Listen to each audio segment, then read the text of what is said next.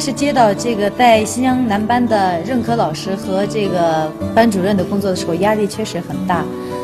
因为头一次给男生上课，又带班主任，但是我又有什么借口不带呢？因为作为新疆籍老师，我觉得我有这个责任。那么后期虽然我们在上课过程当中，我在不断的在天使和魔鬼之间在变换着角色。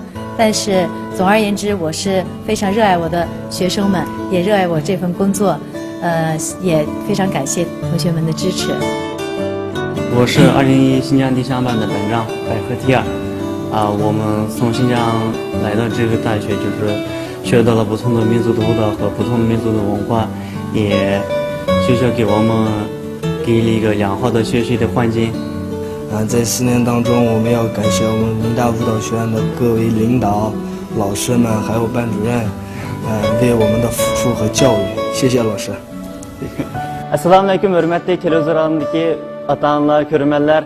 Biz Məkkədinata Universitetidəki 2001-ci nöqtəli qara oxucuları, həmmənlərə salam. Biz məktəb tutuş aldı turvatımız, özümüzün ən yaxşı nəticələrlə aldığınlığı barımız. Həmmimiz birlikdə Uğraştır şəhid!